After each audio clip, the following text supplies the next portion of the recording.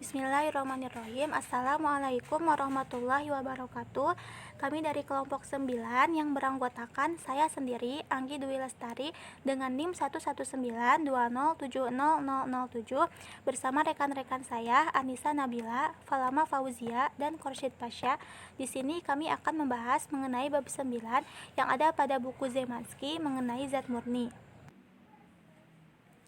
Di sini saya akan membahas mengenai 3 subbahasan mengenai zat murni. Yang pertama, entalpi, yang kedua, fungsi Helmholtz dan Gibbs, dan yang ketiga, 2 teorema matematis. Untuk yang pertama, kita akan membahas mengenai entalpi. Dalam hukum termodinamika ini sudah dikembangkan berdasarkan cara yang cukup umum, sehingga dapat diterapkan pada sistem dengan jumlah koordinat berapa saja. Sehingga apabila terdapat 3 atau lebih koordinat bebas, maka dapat membahas permukaan isoterm dan isentrop atau adiabat terbalikan. Apabila yang sering terjadi hanya ada 2 koordinat bebas, permukaan tersebut tersederhanakan menjadi kurva pada bidang datar. Sistem yang paling penting yang memiliki 2 koordinat bebas yaitu sistem hidrostatis yang terdiri dari zat murni tunggal dengan massa yang tetap. Sekalinya persamaan termodinamik ini berhasil dikembangkan untuk sistem ini, maka sangat sederhana dalam menuliskan persamaan yang sama untuk sistem 2 koordinat lainnya. Nah, pada bab 4 sudah dibahas mengenai beberapa sifat gas bahwa jumlah U dan PV muncul beberapa kali. Nyatanya hal tersebut berguna sekali dalam mendefinisikan fungsi H atau entalpi. Menurut hubungan H sama dengan U plus P kali V, atau entalpi sama dengan energi internal ditambah dengan tekanan dikali volume. Nah, apabila sistem mengalami proses infinitesimal dari keadaan setimbang awal ke keadaan setimbang akhir, maka perubahan entalpi yang terjadi ialah dH sama dengan du plus pdV plus pdP. Tetapi dQ sama dengan du plus pdV, sehingga diferensial entalpi sama dengan diferensial kalor ditambah dengan volume dikali diferensial tekanan.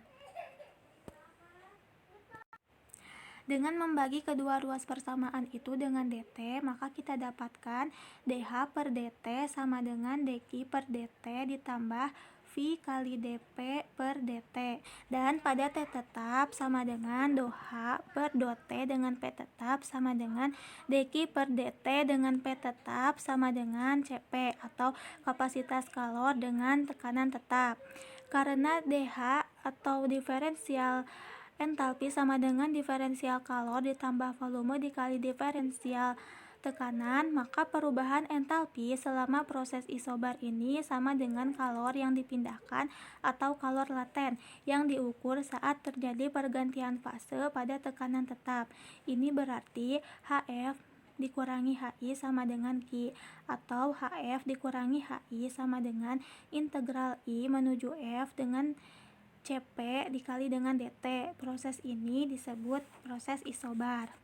Nah, dalam zat murni yang mengalami proses terbalikan infinitesimal pada persamaan 9.2 dapat dituliskan dH sama dengan T kali ds plus V kali dP, yang menunjukkan bahwa dH per dS dengan P tetap sama dengan T dan dH per dP dengan S tetap sama dengan V. Nah, kita dapat melihat hubungan yang ditunjukkan pada persamaan 9.5 ini bahwa sifat zat murni yang dapat ditunjukkan pada diagram yang menggambarkan H atau entalpi sebagai fungsi dari S atau entropi dan P tekanan. Nah, salah satu sifat dari fungsi entalpi ini berhubungan dengan proses Cernak. Mari kita lihat pada gambar proses Cernak. Untuk keadaan awal, kita bayangkan sebuah silinder yang tersekat secara termal dilengkapi dengan 2 piston non-konduktor yang mengapit sebuah dinding porus.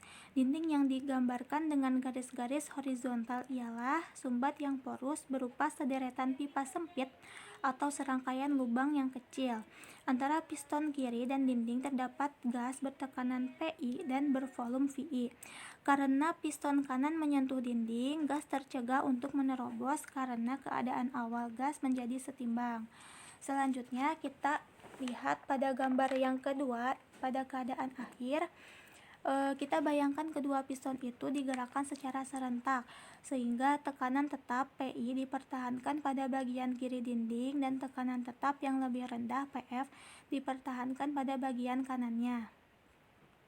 Nah, setelah semua gas menerobos dinding porus, keadaan setimbang akhir dari sistem yang ditunjukkan pada gambar, proses tersebut dinamakan dengan proses Sernak. Nah, maka proses Sernak ialah proses yang terbalikan karena adanya gas yang melewati keadaan tak setimbang ketika berubah dari keadaan setimbang awal ke keadaan setimbang akhir. Keadaan tak setimbang ini tidak dapat diperlihatkan oleh koordinat termodinamik, namun kesimpulannya dapat diambil atau diperoleh dengan keadaan setimbang awal dan akhirnya. Maka kita dapat menuliskan hukum pertama proses Sernak, yaitu kalor sama dengan UF min UI min W. Kita dapatkan bahwa kalor sama dengan 0 dan W sama dengan min integral 0 menuju PF kali dV dikurangi integral VI menuju 0 PI kali dV. Karena kedua tekanan itu tetap, maka W sama dengan min PF kali PF dikurangi PI kali VI. Tanda negatif ini dikenal dalam bidang teknik sebagai aliran kerja. Karena kuantitas itu menyatakan kerja yang diperlukan untuk menjaga agar gas tetap mengalir, maka UI plus PI kali VI sama dengan UF plus PF kali VF. Nah, jadi dalam proses Sernak ini entalpi awal dan akhirnya sama atau HI sama dengan HF. Untuk selanjutnya terdapat proses Sernak sinambung. Proses Sernak sinambung ini dilaksanakan dengan memakai pompa yang dapat mempertahankan tekanan tinggi pada ruangan di sebelah pipa sempit atau dinding porus tetap serta tekanan di sebelah lainnya. Nah, seperti yang terlihat pada gambar yang menggambarkan proses Sernak sinambung. Nah, untuk setiap mol fluida yang mengalami proses Sernak ialah HI sama dengan HF dengan huruf kecil menyatakan entalpi molar. Selanjutnya, pembahasan yang kedua mengenai fungsi Helmholtz dan Gibbs. Untuk yang pertama, fungsi Helmholtz. Fungsi Helmholtz ini disebut juga energi bebas Helmholtz yang didefinisikan sebagai F atau fungsi Helmholtz sama dengan U energi internal dikurangi dengan temperatur dikali entropi. Nah, untuk proses terbalikan infinitesimal, dF sama dengan du dikurangi T dikali ds dikurangi S dikali dt, dan T dikali ds sama dengan du ditambah P dikali dV, sehingga diferensial fungsi Helmholtz sama dengan min entropi dikali diferensial temperatur dikurangi tekanan dikali diferensial volume. Nah, maka didapatkan yang pertama untuk suatu proses isoterm terbalikan itu diferensial fungsi Helmholtz sama dengan minus tekanan dikali dengan diferensial volume. Yang kedua, untuk proses isovolume dan isoterm yang terbalikan, diferensial fungsi Helmholtz-nya sama dengan 0 dan fungsi Helmholtz-nya tetap. Nah, sifat ini sangat banyak dipakai dalam ilmu kimia yang bermanfaat untuk meninjau reaksi kimia yang berlangsung isoterm dan isovolume. Namun, peranan utama dari fungsi Helmholtz sendiri ialah dalam mekanika statistik yang sangat berkaitan dengan fungsi partisi Z yang didefinisikan sebagai Z sama dengan sigma G GI E pangkat EI per KT, dengan EI dan GI menyatakan berturut-turut harga energi dan degenerasi berbagai tingkat energi dari sistem partikel. Karena diferensial fungsi Helmholtz sama dengan min entropi dikali dengan diferensial temperatur dikurangi tekanan dikali diferensial volume, entropi dan tekanannya dapat dihitung dengan memakai diferensial sederhana, yaitu S sama dengan min do F per do T dengan V tetap, dan P sama dengan min do F per do V dengan T tetap. Selanjutnya, fungsi Gibbs. Fungsi Gibbs juga disebut sebagai energi Gibbs yang didefinisikan sebagai G atau fungsi Gibbs sama dengan H atau entalpi dikurangi dengan temperatur dikali entropi. Untuk proses terbalikan infinitesimalnya yaitu dG sama dengan dH dikurangi T kali ds dikurangi S dikali dt. Namun kita ingat bahwa diferensial entalpi atau dH sama dengan T temperatur dikali dengan diferensial entropi ditambah dengan volume dikali diferensial tekanan, sehingga dG sama dengan min S dikali dt ditambah dengan V dikali dP.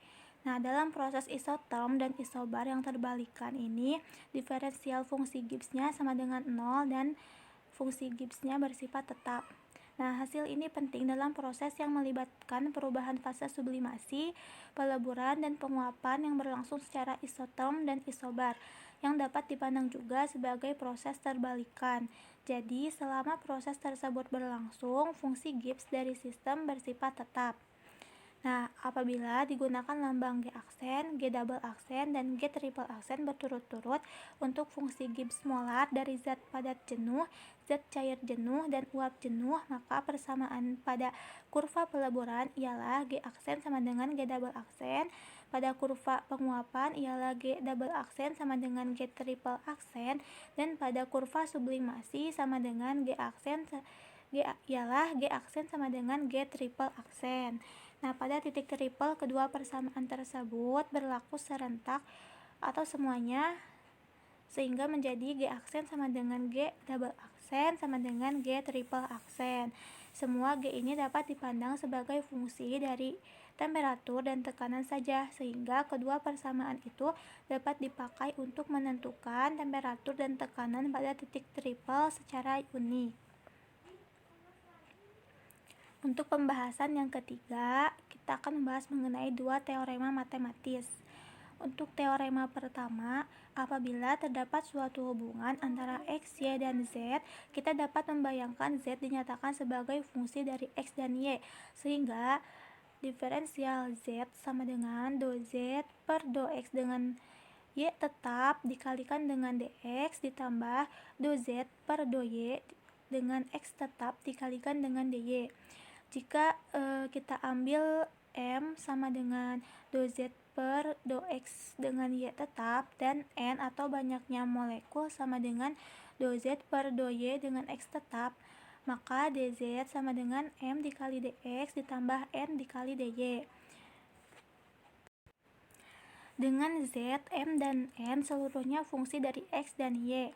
Dengan melakukan diferensial M terhadap PY dan N terhadap X, maka kita dapatkan do M per do Y dengan X tetap sama dengan do kuadrat Z dibagi dengan do X dikali do Y, dan do N per do X dengan Y tetap sama dengan do kuadrat Z dibagi dengan do Y dikali do X. Karena ruas kanannya sama, maka do M per do Y dengan X tetap sama dengan do N per do X dengan Y tetap. Nah, persamaan ini dikenal sebagai persyaratan untuk diferensial seksama. Selanjutnya, kita beralih ke teorema yang kedua. Apabila suatu kuantitas F ialah fungsi dari X, Y, dan Z, dan terdapat suatu hubungan antara X, Y, dan Z, maka F dapat dilihat sebagai fungsi dari setiap pasangan X, Y, dan Z. Nah, demikian juga apabila salah satu dari X, Y, dan Z tersebut dapat dipandang sebagai fungsi dari F dan salah satu dari X, Y, Z, maka dengan memandang X sebagai fungsi dari F dan Y, sehingga dx sama dengan do X per do F dengan Y tetap dikalikan dengan df ditambah do X per do Y dengan F tetap dikalikan dengan dy, sehingga Dengan menganggap Y sebagai fungsi dari F dan Z, maka dy sama dengan dy per do F dengan X tetap dikali dengan df ditambah dy per do Z dengan F tetap dikalikan dengan dz. Maka dengan menyulihkan ungkapan untuk dy ke dalam persamaan sebelumnya, maka didapatkan dx sama dengan do X per do Y dengan Y tetap ditambah do X per do Y dengan F tetap dikali dengan do Y per do F dengan X tetap dikali dengan df ditambah do X per do Y dengan F tetap dikali do Y per do Z dengan F tetap dikalikan dengan dz. Tetapi dalam hal ini dx sama dengan dx do X per do F dengan X tetap dikali dengan df ditambah do X per do Z dengan F tetap dikali dengan dz. Dengan menyamakan dz dari dua persamaan terakhir, maka kita dapatkan do X per do Y dengan F tetap dikali dengan do Y per do Z dengan F tetap sama dengan do X per do Z dengan F tetap. Atau do X per do Y dengan F tetap dikali do Y per do Z dengan F tetap dikali do Z per do X dengan F tetap sama dengan 1. Baik, sekian yang dapat saya sampaikan. Selanjutnya akan dibahas oleh rekan-rekan saya. Terima kasih atas perhatiannya. Mohon maaf apabila terdapat banyak kesalahan. Terima kasih. Wassalamualaikum warahmatullahi wabarakatuh.